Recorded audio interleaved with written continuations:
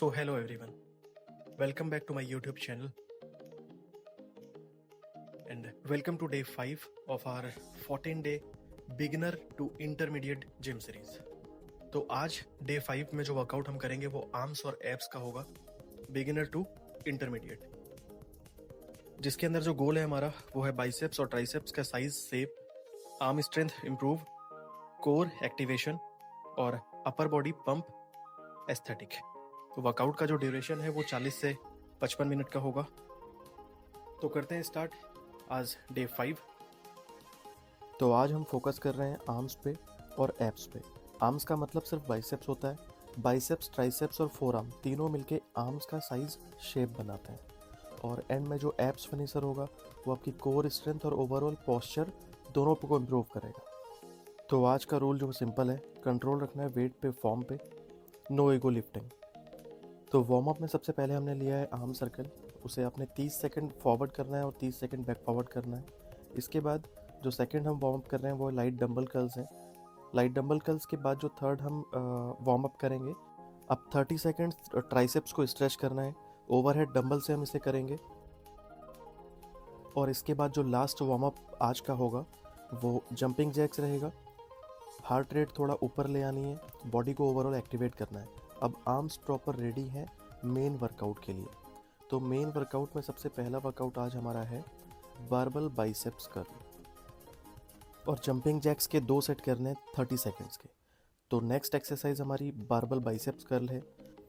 Set हमारे होंगे 4, repetitions होंगे 10 से 12। शोल्डर और फीट एक लाइन में अलाइन होंगे, चेस्ट अप, कोर टाइट और एल्बो बिल्कुल बॉडी के पास फिक्स होगी। कर्ल करते वक्त सिर्फ फोर आर्म मूव करना है, ऊपर आर्म्स नहीं। इसका मेन टारगेट बाइसेप्स पे होता है जो आर्म का फ्रंट शेप बनाता है। सबसे बड़ी गलती बॉडी स्विंग करते हैं लोग, और बॉडी स्विंग हो रही है इसका मतलब वेट हैवी है। सेकंड है इंक्लाइन डंबल कर्ल। अब इंक्लाइन डंबल कर्ल सेट इसमें होंगे 3, रेपिटेशंस होंगे 10 से 12। बेंच को सेट रखना है 30 टू 45 डिग्री एंगल पे। इस एंगल पे बाइसेप्स ज़्यादा स्ट्रेच होता है और कर्ल ऊपर लाते वक्त पाम्स को रोटेट करना है।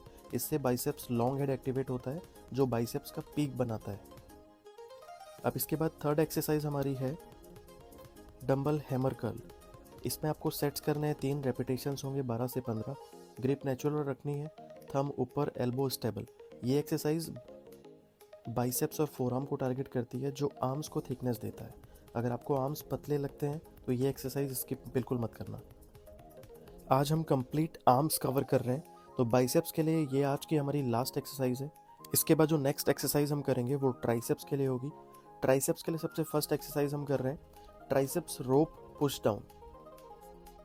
तो इसमें हमारे जो सेट्स होंगे वो कंप्लीट 4 होंगे और रेपिटेशन 12 से 15। लाइट वेट से आप स्टार्ट करोगे और उसके बाद वेट इंक्रीज कर सकते हो। एल्बो बॉडी के पास लॉक्ड होंगी और नीचे जाते टाइम जो रोप है हमारी वो बाहर की तरफ आपको स्प्रेड करनी है ताकि ट्राइसेप्स फुली कॉन्ट्रैक्ट हो। इस एक्सरसाइज में ट्राइसेप्स लेटरल और मिडिल हेड काम करते हैं जो आर्म्स को साइड से वाइड लुक देते हैं। यहाँ पे 2 मेनली गलती रहती है, एल्बोज को हिलाना और शोल्डर को यूज़ करना। तो अब नेक्स्ट है ओवरहेड ट्राइसेप्स एक्सटेंशन।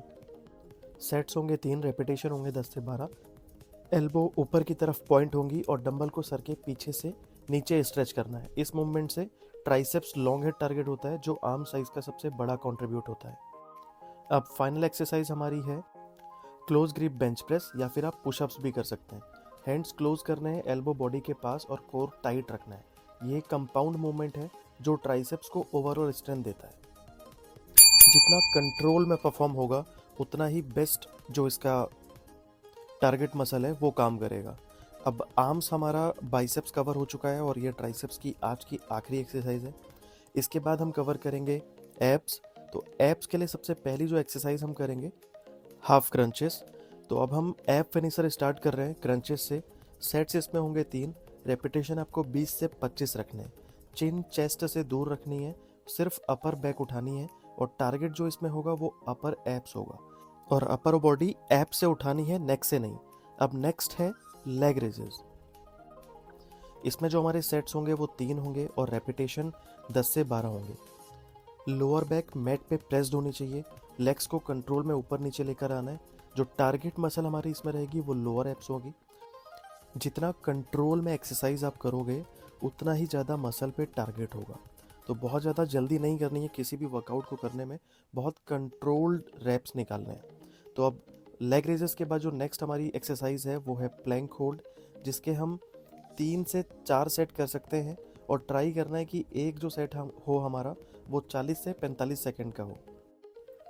सर से पैर तक स्ट्रेट लाइन होनी चाहिए, कोर और ग्लूट्स टाइट रखना है। ये एक्सरसाइज हमारी कोर स्टेबिलिटी और पोस्चर दोनों इंप्रूव करती है। लास्ट में थोड़ा wrist rotation, triceps stretch, biceps stretch, ये आप कर सकते हो। सो डे 5 के लिए इतना ही। वीडियो को लाइक करो, चैनल को सब्सक्राइब करो, शेयर करो, कमेंट्स करो अगर थोड़ी भी हेल्प आपको मिल रही है मेरे चैनल से। मिलते हैं डे 6 में नेक्स्ट वर्कआउट के साथ। Thank you so much, thanks for the watching.